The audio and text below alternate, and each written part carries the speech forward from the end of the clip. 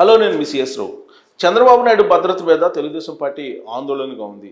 ఆయన జైల్లో ఉన్నప్పుడు కూడా అలాంటి ఆందోళనే వ్యక్తం చేసింది. జైలు బయటకు వచ్చిన తర్వాత ఆయన పెడుతున్నటువంటి బహిరంగ సభల్లో కూడా జరుగుతున్నటువంటి పరిణామాలు ఆ పార్టీని కలవరపరుస్తూ ఉన్నటువంటి సిచ్యువేషన్ ఏర్పడింది. తాజాగా రాజమండ్రిలో జరిగినటువంటి సమావేశంలో ఆయన తుల్లి పడేలా కొంతమంది గ్రూపు ఆయన మీద తోసుకొచ్చారు.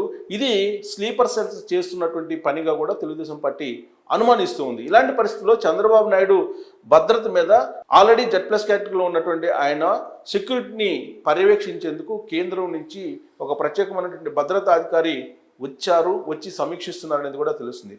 ఒకవైపు చంద్రబాబు నాయుడు భద్రతను కుదిస్తూ వస్తున్నటువంటి ఆంధ్రప్రదేశ్ ముఖ్యమంత్రి జగన్మోహన్ రెడ్డి తనకు మాత్రం ఒక పెద్ద ఎత్తున ప్రైవేట్ సైన్యంలాగా దాదాపు 300 మందిని ఏర్పాటు చేసుకుంటూ ఆయన ప్రత్యేకమైనటువంటి భద్రతా ఏర్పాట్లు తీసుకున్నారు. ఆయనతో పాటు కుటుంబ సభ్యులకు కూడా అలాంటి వెసులుబాటు కల్పించారు. సో మనం భద్రతా ఏర్పాట్లకు సంబంధించి అటు జగన్మోహన్ రెడ్డి ఇటు చంద్రబాబు నాయుడికి ఇస్తున్నటువంటి భద్రత గురించి ఒకసారి మనం పరిశీలిద్దాం. సో ప్రస్తుతం Z+ కేటగిరీలో చంద్రబాబు నాయుడు ఉన్నారు. సో ఆయనకి 4+1 కమాండోల భద్రత ఉంటుంది. సహజంగా ఆయన Z+ కేటగిరీలో ఉన్నాడు కాబట్టి ఈ భద్రతను ఎప్పుడు కల్పించారంటే అలిపిరిలో ఆయన మీద బాంబ్ బ్లాస్ట్ జరిగినప్పటి నుంచి కూడా ఆయనకి Z+ కేటగిరీ భద్రతను కల్పిస్తూ వస్తూ ఉన్నారు. తాజాగా జగన్మోహన్ రెడ్డి అధికారంలోకి వచ్చిన తర్వాత కొంత కుదించడం జరిగింది. సో కుప్పంలో సంఘటన జరిగిన తర్వాత చంద్రబాబు నాయుడు మీద వైఎస్ఆర్ కాంగ్రెస్ పార్టీ శ్రేణులు దాడి చేసిన తర్వాత అప్పుడు కేంద్ర నిఘా విభాగం ఒక సమీక్ష చేసి మళ్ళీ ఆయన భద్రతను పటిష్టపరిచింది. ఆయనకి Z+ కేటగిరీలో ఎలాంటి భద్రత ఇవ్వాలో అలా ఆయనకి భద్రత కల్పిస్తున్నారు. వైసీపీ దాడిలో NSD కమాండోలకు గాయాలయ్యాయి. సో NSD కమాండోల భద్రత ఉంటుంది ఆయనకి. వైసీపీ రాళ్లదాడిలో NSD కమాండోలకు కూడా అప్పుడు రాళ్లదాడి కావడంతో కేంద్రం నుంచి సమీక్షించారు ఆయన భద్రతను కూడా. సో కేంద్రానికి NSD నివేదిక కూడా ఇచ్చింది. ఇప్పుడు మళ్ళా తాజాగా ఆయన భద్రతను కూడా పరిశీలిస్తూ ఉన్నారు. ఇక చంద్రబాబు భద్రతను దాన్ని 6+6కు పెంచింది. ఎప్పుడైతే కుప్పంలో రాళ్లదాడి జరిగిందో దాన్ని 4+4 నుంచి 6+6కి పెంచి భద్రతను ఎప్పటికప్పుడు పర్యవేక్షిస్తుంది. చంద్రబాబు నాయుడు ఎక్కడికి వెళ్ళా కానీ పోలీసు ఎస్కార్ట్ వాహనం ఉండాలి.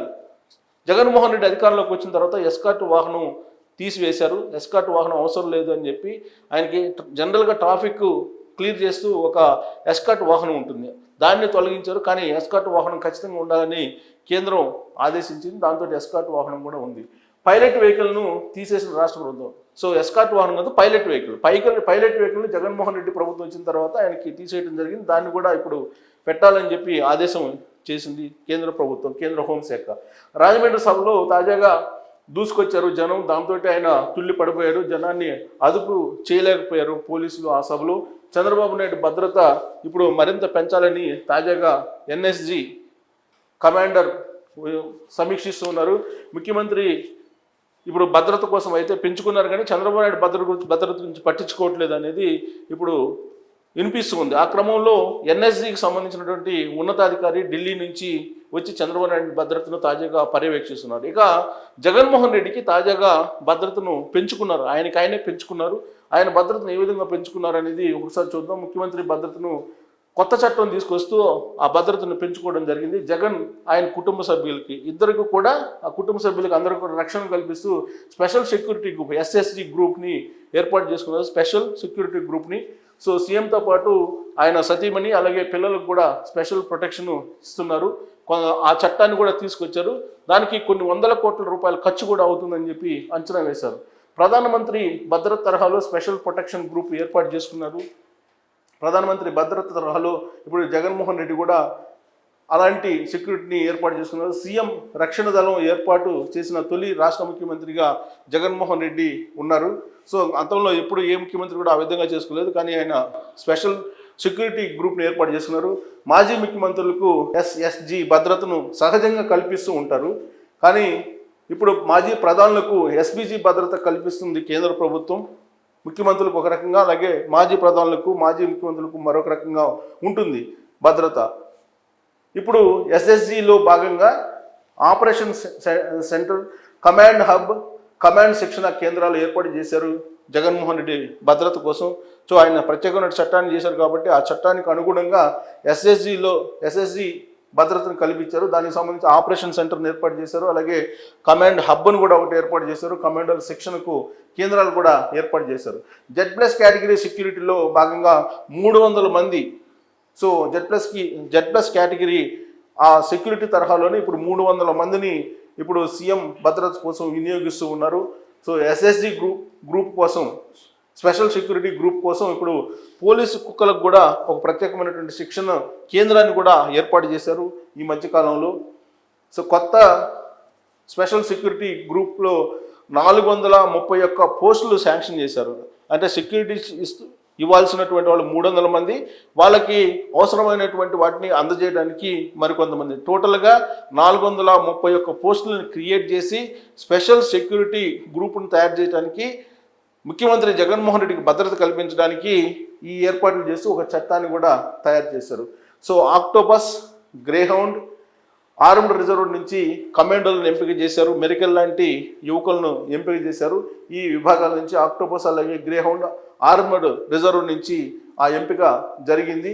సో జగన్మోహన్ రెడ్డి కానీ, జగన్మోహన్ రెడ్డి కుటుంబ సభ్యులకు కానీ, వాళ్ళు విదేశాల్లో ఉన్నా కానీ వాళ్ళకి భద్రత కల్పించేలా ఒక ప్రత్యేకమైనటువంటి చట్టాన్ని దేశంలో ఏ రాష్ట్ర ముఖ్యమంత్రి తీసుకొని రాని విధంగా ఇప్పుడు జగన్మోహన్ రెడ్డి తీసుకొని అతను 300 మందితోటి భద్రత కల్పించుకున్నారు. అతనే స్పెషల్ సెక్యూరిటీ గ్రూప్ని ఏర్పాటు చేసి. కానీ కేంద్ర ప్రభుత్వం Z+ కేటగిరీలో ఉన్నటువంటి Z+ కేటగిరీలో ఉన్నటువంటి చంద్రబాబు నాయుడికి మాత్రం జగన్మోహన్ రెడ్డి భద్రత సరైనటువంటి విధంగా కల్పించలేకపోతున్నారు అనేది ఆరోపణలు మొదటి నుంచి కూడా వస్తూ ఉన్నాయి. చంద్రబాబు నాయుడు కదలడా అనేటువంటి సభలకు వెళ్తున్నటువంటి సందర్భంగా కొన్ని చోట్ల తొక్కిసలాట జరుగుతుంది, మరికొన్ని చోట్ల పోలీసుల సహకారం లేకపోవడంతో ఆయన భద్రతకు ప్రమాదం ఏర్పడుతుంది. అంతేకాదు ఆ మధ్యకాలంలో చంద్రబాబు నాయుడు సభల్లో తొక్కిసలాట కూడా జరిగి కొంతమంది చనిపోవడం కూడా జరిగింది. అప్పుడు కొంతమంది స్లీపర్ సెల్స్ని ఉద్దేశపూర్వకంగానే వైఎస్ఆర్ కాంగ్రెస్ పార్టీ ఆ మీటింగ్లను పంపించి అలాంటి తొక్కిసలాటని క్రియేట్ చేసింది అనేటువంటి ఆరోపణలు కూడా తెలుగుదేశం పార్టీ చేసింది. తాజాగా రాజమండ్రిలో జరిగినటువంటి ఒక తోపులాట అనేది చంద్రబాబు నాయుడు సెక్యూరిటీకే ఒక సవాల్గా మారినటువంటి పరిస్థితిలో కేంద్రం నుంచి NSG విభాగానికి సంబంధించినటువంటి అధిపతి వచ్చి సమీక్షిస్తూ ఉన్నారు. సో ఈ సమీక్ష అయిన తర్వాత ప్రస్తుతం ఉన్నటువంటి 6+6 సెక్యూరిటీ, కమాండల్ సెక్యూరిటీని మరింత పెంచుతారా లేదంటే ఉన్నటువంటి దాన్ని పటిష్టపరుస్తారా అనేది మనం చూడాలి. మరోవైపు అయితే జగన్మోహన్ రెడ్డి అయితే ప్రత్యేకమైనటువంటి చట్టాన్ని తీసుకొచ్చుకొని పగడ్బందీ సెక్యూరిటీని ఏర్పాటు చేసుకున్నారు. స్పెషల్ సెక్యూరిటీ గ్రూప్ని ఏర్పాటు చేసుకున్నారు. చీమ దూరకుండా ఉండేలా సెక్యూరిటీని పెద్ద ఎత్తున జగన్మోహన్ రెడ్డి ఏర్పాటు చేస్తున్నారు. రాబోయేటువంటి రోజుల్లో సభల్లో కానీ సమావేశాల్లో కానీ ఈ 300 మంది జగన్మోహన్ రెడ్డి యొక్క భద్రతను కాపాడటానికి వాళ్ళు శిక్షణ పొందారు. ఆల్రెడీ ఇప్పుడు సెక్యూరిటీని కూడా కల్పిస్తున్నారు ఆయనకి. So at the same time Chandrababu నాయుడికి మాత్రం Z+ కేటగిరీ ఉన్నప్పటికీ కూడా కేంద్ర ప్రభుత్వం అనేక సందర్భాల్లో రాష్ట్ర ప్రభుత్వాన్ని హెచ్చరించినప్పటికీ కూడా పైలట్ వాహనాన్ని ఆయనకి ఏర్పాటు చేయకుండా ఎప్పటికప్పుడు స్కిప్ చేసేటువంటి ఆలోచన చేస్తూ విమర్శలను ఆంధ్రప్రదేశ్ ప్రభుత్వం ఎదుర్కొంటుంది. సో అటు మాజీ ముఖ్యమంత్రి, ఇటు ముఖ్యమంత్రికి ఉన్నటువంటి సెక్యూరిటీ మీద మీ అభిప్రాయాలను ట్రోల్స్ రూపంలో తెలియజేయచ్చు. Thank you very much.